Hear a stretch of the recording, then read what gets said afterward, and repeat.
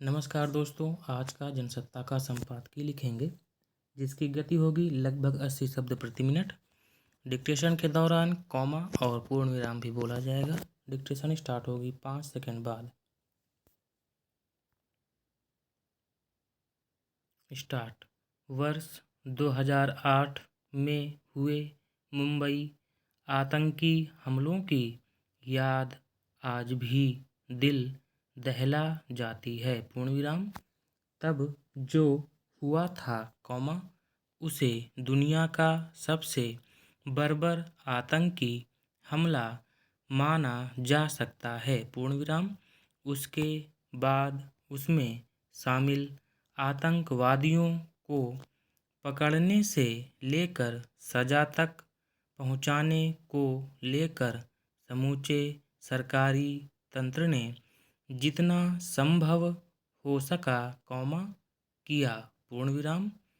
मगर अब भी कुछ ऐसे आतंकी देश के कानूनी दायरे से बाहर हैं कॉमा जो किसी तरह अन्य देशों में भाग गए कॉमा उन्हें वापस लाने के लिए वहाँ की कानूनी प्रक्रिया का सामना करना पड़ रहा था। पूर्ण विराम।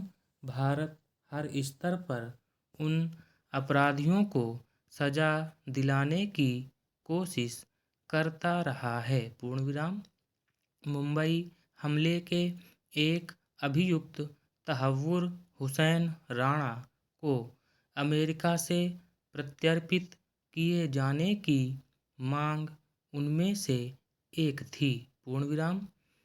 तहव्वुर राणा इस मांग का विरोध कर रहा था और उसने अमेरिकी सुप्रीम कोर्ट में अपने प्रत्यर्पण के खिलाफ याचिका दाखिल की थी।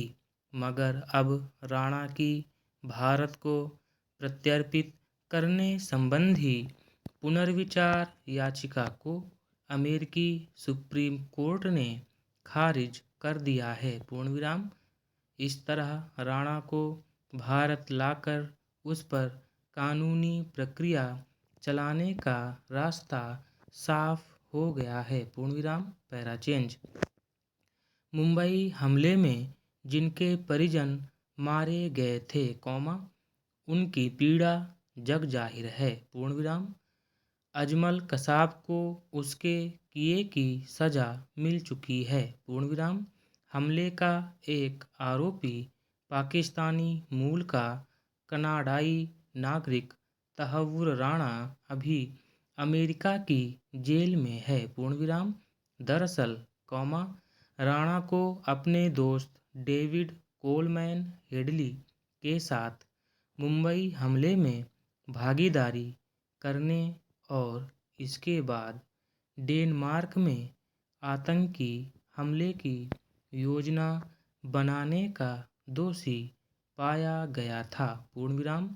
लेकिन मुंबई में 2008 में हुए आतंकवादी हमलों के संदर्भ में उसकी भूमिका के मद्देनज़र भारत अपनी अदालत में उस पर मामला चलाना चाहता है। पूर्ण विराम। यह भी सच है कि हमले के बाद इतना लंबे वक्त तक अगर उसे भारत लाकर मुकदमा चलाना संभव नहीं हो पाया कॉमा तो उसकी वजह यही होगी कि समय पर कूटनीतिक पहल नहीं हुई। पूर्ण विराम।